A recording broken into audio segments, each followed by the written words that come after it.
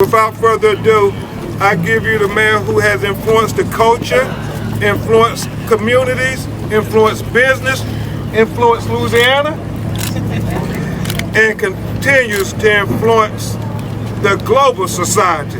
The one and only Curtis 50 Cent Jackson. Give it up for 50. This is definitely not my traditional platform. I should have studied this like a verse and just bust a rap.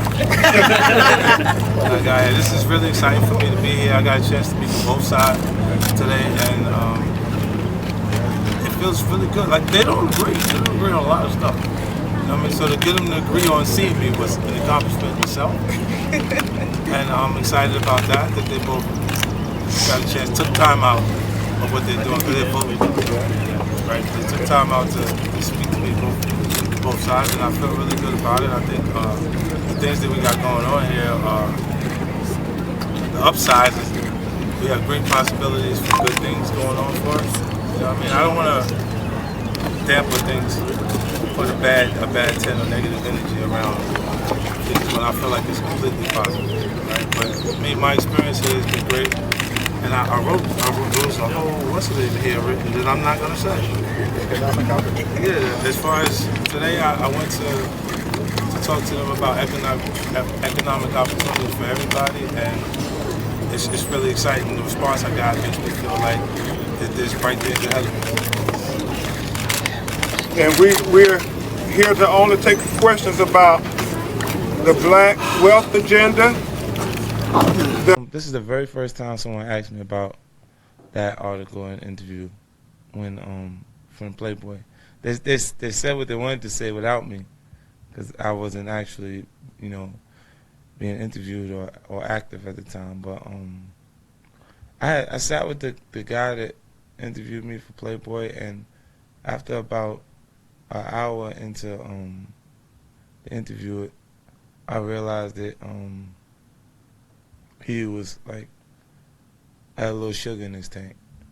He's a sweetheart, and he wrote things because I said things in the interview that made him like he asked questions that a straight man would totally understand why I'm saying them, and he kept asking them over because of his own personal, the way he felt about his sexuality and his self, that he continued. And it's not really that important to me. Like, I'm public property. Like, it used to bother me if people say things about me for no reason. I wanted to go see why. You're talking about me. But now if you're not talking about me, I want to know why you're not talking about me. So it's like, it's a big difference. But that particular thing was, sometimes you say things and people make it what you want it, make it what they want it to be. And that's what he made that. I wasn't even upset with it because I experienced it before, but I kind of knew that he was gonna write something like that because he called back to ask me questions about the things that I said prior, and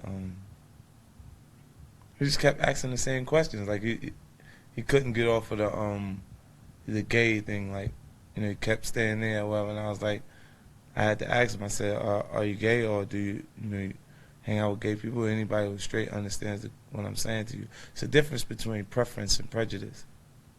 You know what I mean? And he just continued with the questions, and I was like, till I had enough of hearing, I was just like, let him write what he wants, and it's cool.